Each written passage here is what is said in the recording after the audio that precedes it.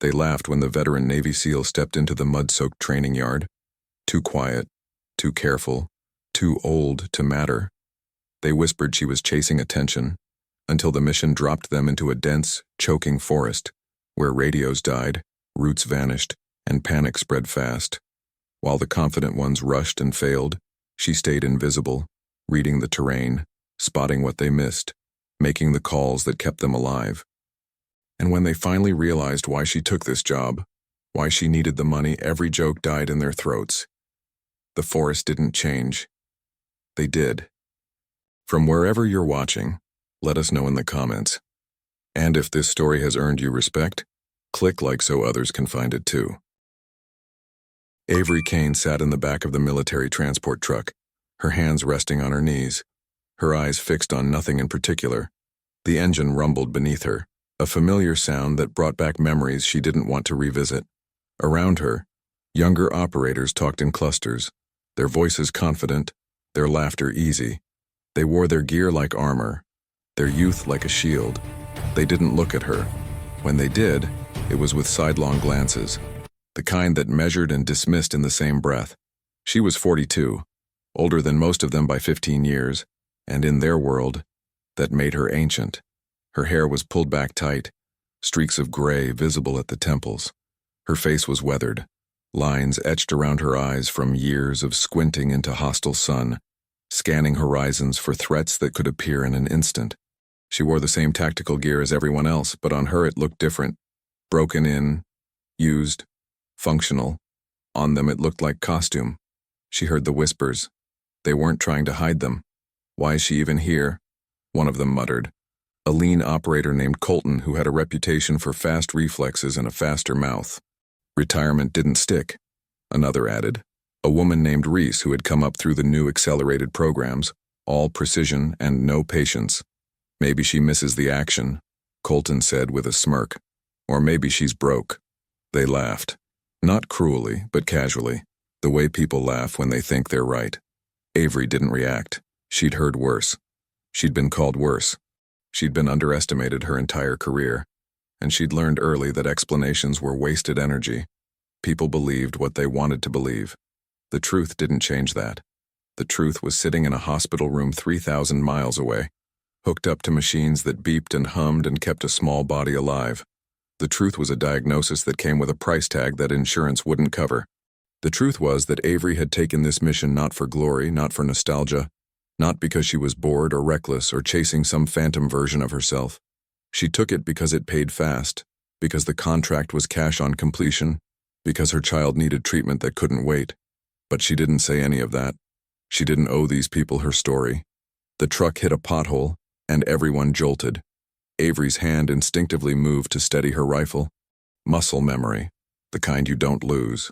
The briefing had been short. High-risk extraction in a contested forest zone, heavy canopy, limited visibility, enemy presence confirmed but dispersed. The mission objective was simple. Get in, retrieve the asset, get out. The terrain was the real enemy. Dense vegetation, unstable ground, mud that could swallow a boot, rivers that shifted courses overnight. It was the kind of environment that punished arrogance and rewarded patience. Avery had operated in worse. She'd spent months in jungles where the humidity was so thick you could taste it, where every step forward meant pushing through vegetation that fought back, where the ground beneath your feet could shift from solid to liquid in seconds. She'd learned to read terrain the way some people read books, understanding the subtle language of elevation and water flow, recognizing the patterns that meant safety or danger.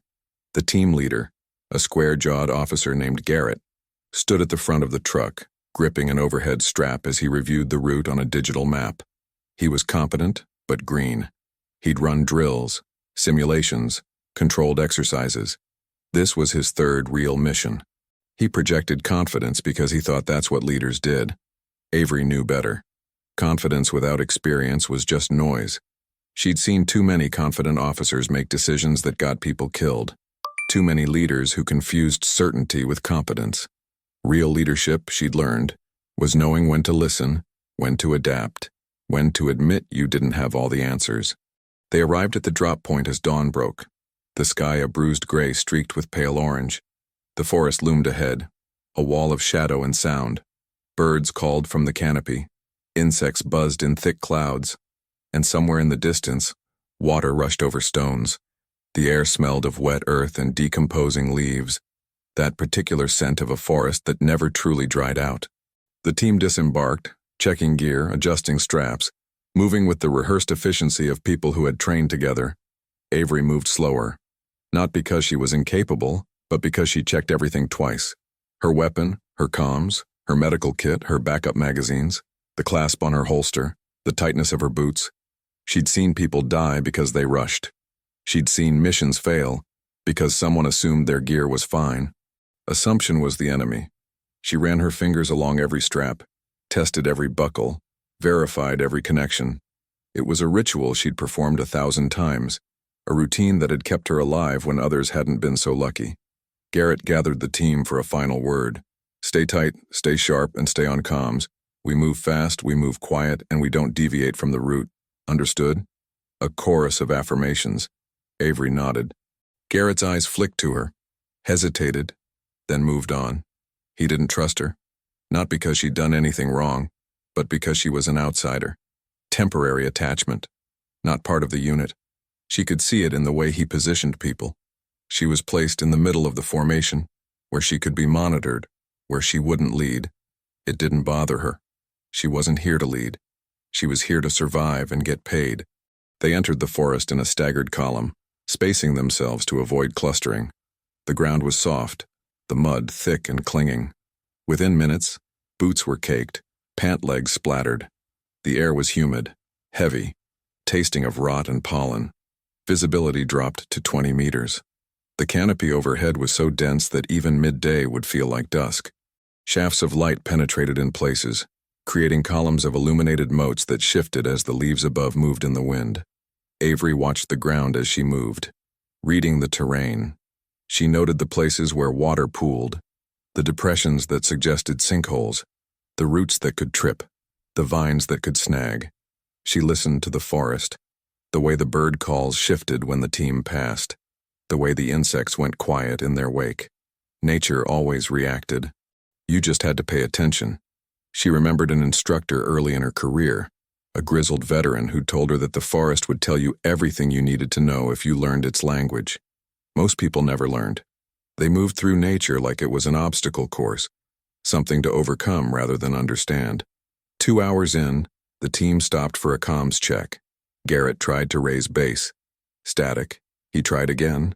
More static.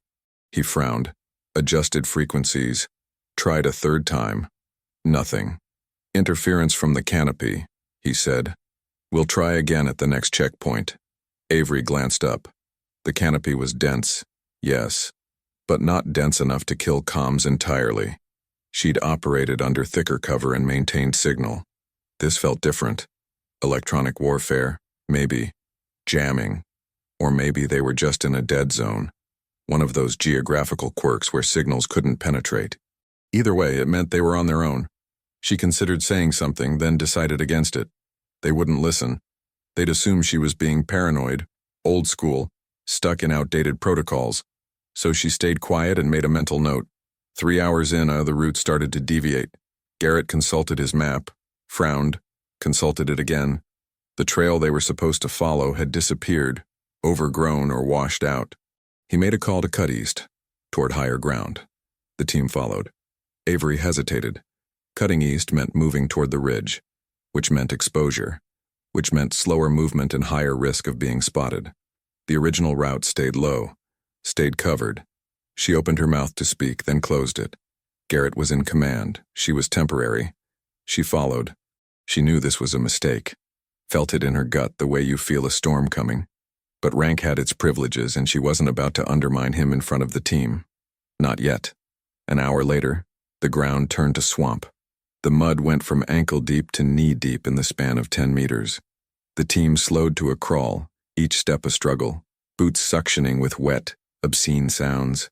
Colton cursed as he lost his footing, catching himself on a tree. Reese's face was tight with frustration. Garrett's confidence started to crack. This wasn't on the map, he muttered. Avery looked around.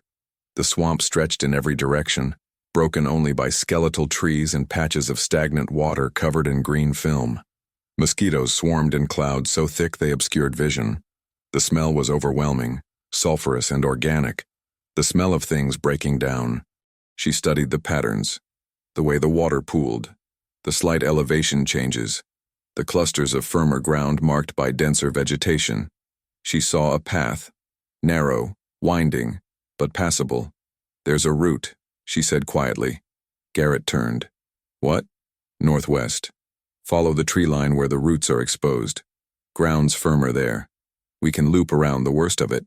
Garrett looked where she pointed, then at his map, then back at her. "That's off route." "The route's underwater," Avery said. He hesitated. The team was watching. He didn't want to look weak, didn't want to defer to the outsider, the relic, the one they'd all been mocking. But he also didn't want to lead his team deeper into a swamp. Pride versus pragmatism. She could see the calculation in his eyes, the weighing of options, the reluctance to admit he needed help. He chose pragmatism. "Fine. Lead the way." Avery moved to the front. She stepped carefully, testing each footfall before committing her weight. She watched the water, the way it rippled, the way it settled. She avoided the patches where bubbles rose, where the surface was too still, where the color was too dark. Those were the places where the mud went deep, where you could sink to your waist or deeper, where extraction became a team effort and cost precious time. The team followed, single file, trusting her footing because they had no choice. She could feel their eyes on her back, watching, judging, waiting for her to fail. She didn't fail. It took 40 minutes to clear the swamp. When they reached solid ground, Garrett didn't thank her. He just nodded and resumed command, moving the team forward. Avery dropped back to her position in the formation. She didn't need thanks. She needed them to stay alive long enough to complete the mission. 6 hours in, they reached the checkpoint, a clearing with a dried stream bed and a cluster of boulders. Garrett called for a rest. The team dropped packs, drank water, checked weapons. Avery sat on a boulder and pulled out a protein bar. She ate slowly, methodically, her eyes scanning the perimeter. Something felt wrong. The forest was too quiet. No birds, no insects, just the faint rustle of leaves and the distant sound of water. She stood, walked to the edge of the clearing and crouched. She studied the ground. Fresh tracks, boot prints, multiple sets. Recent. Her pulse quickened. She stood and walked back to Garrett. "We're not alone." He looked up from his map. "What?" "Tracks. Fresh. Multiple hostels. Close." Garrett's face hardened. He called Colton and Reese over, and they moved to the edge of the clearing. They saw the tracks. The mood shifted. Tension replaced fatigue. Hands moved to weapons. "How many?" Garrett asked. Avery crouched again, studying the prints, the depth, the spacing, the patterns. 4, maybe 5, moving east. Same direction we're headed. Garrett swore under his breath. He pulled out his radio, tried to raise base again. Static. He tried the emergency channel. Nothing. "We're dark," he said. "I know comms, no backup, and hostiles in the area." The team looked at him. He looked at Avery. "Recommendations?" She considered. "We can't avoid them. They're moving fast, not patrolling. If we stay low, move slow, and keep noise discipline, we can slip past. Or we engage," Colton said. "Take them out before they spot us." Avery shook her head. "Engaging means noise. Noise means more hostiles. We're outnumbered and isolated. Avoidance is smarter." Colton scoffed. "Since when do SEALs avoid a fight?" Avery met his eyes. "Since the mission objective is extraction, not engagement.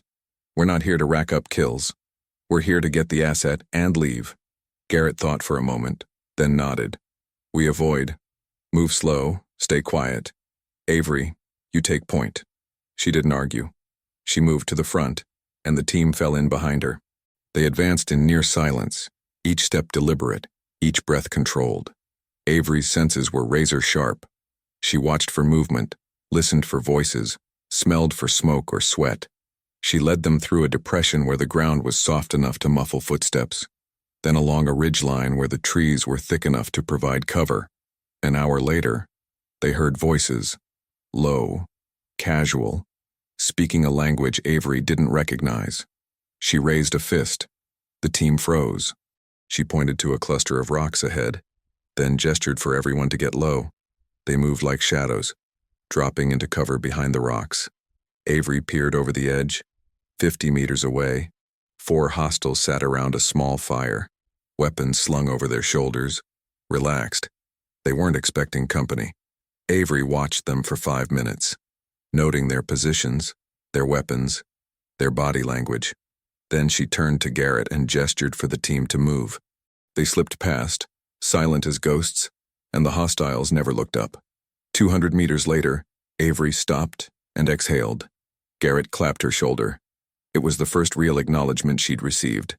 8 hours in, they reached the extraction point, a narrow valley with a river running through it, the water fast and cold. The asset was supposed to be held in a structure on the far side.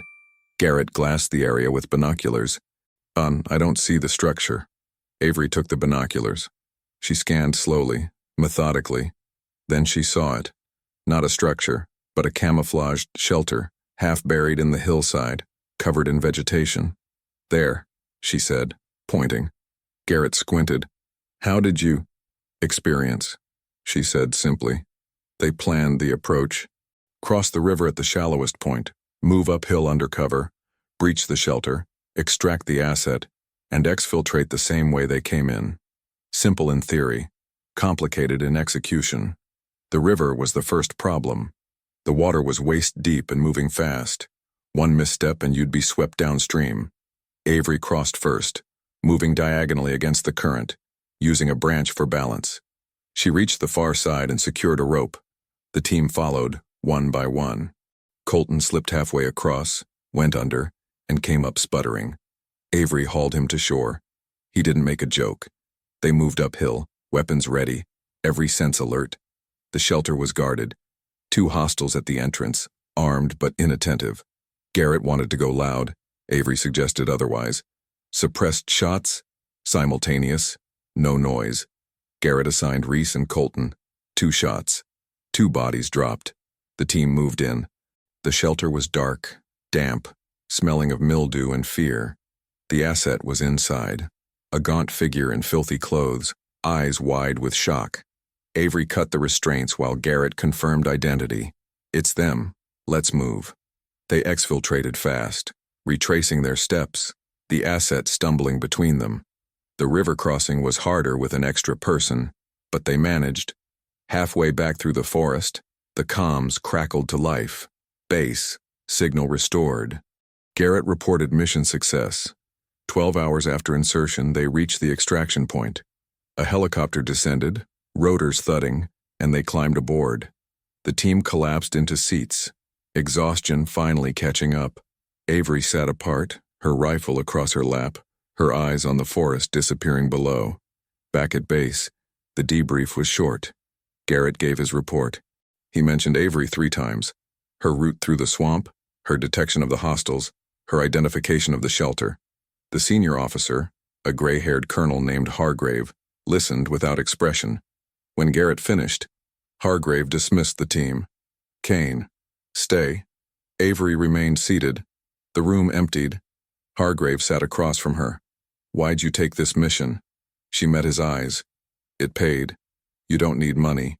Your service record shows commendations, bonuses, pension. I needed it fast." Hargrave studied her. "Medical bills?" She didn't answer. She didn't need to. He sighed. "Your kid?" "Yes." He nodded slowly. The team didn't know. They didn't need to. Hargrave leaned back. "They mocked you, doubted you, and you saved their asses anyway." Avery shrugged. "That's the job." Hargrave smiled faintly. "That's the difference between operators and professionals." He stood. "Payments being processed should hit your account within 48 hours. Thank you." He paused at the door. "For what it's worth, Kane, if I ever run another mission like this, you're my first call." Avery nodded. Hargrave left. She sat alone in the debriefing room, the weight of the mission settling on her shoulders. She thought of her child, of the hospital, of the treatment that would start as soon as the money cleared. She thought of the team, of their laughter, their whispers, their eventual silence. She didn't need their apologies. She didn't need their friendship. She just needed them to understand that respect wasn't given. It was earned, and she'd earned it. Outside, the team gathered near the barracks. Colton sat on a bench, cleaning mud from his boots. Reese leaned against a wall, arms crossed. Garrett stood with Hargrave, then speaking in low tones. When Hargrave walked away, Garrett turned to the team. Kane's kid is sick. That's why she took the mission. Medical bills. The team went quiet. Colton stopped cleaning his boots. Reese's arms dropped. Garrett's voice was soft. She didn't say a word, just did the job. Reese spoke first. We were assholes. Colton nodded. Yeah, we were. Garrett looked toward the debriefing room. She didn't need to prove anything, but she did anyway. The next morning, Avery packed her gear. She didn't say goodbye. She didn't need ceremony. But as she walked toward the transport, she found the team waiting. Colton stepped forward. We wanted to say something. Avery stopped. We were wrong, Reese said. About you. About why you were here. About everything. Avery looked at them. It's fine. It's not, Garrett said. But we'll do better. Avery nodded. Good. She turned to leave, then paused. For what it's worth, you did well out there. You listened when it mattered. That's harder than it sounds. She walked to the transport and didn't look back. The team watched her go, the weight of her words settling over them like a lesson they'd never forget. 3 days later, Avery sat in a hospital room, holding a small hand. The treatment had started. The prognosis was good. The money had cleared. She didn't think about the mission. She didn't think about the team. She thought about the person in the bed beside her, the reason she'd walked into that forest, the reason she'd endured the whispers and the doubt. Respect was nice, but love was everything. And for love, she'd do it all again.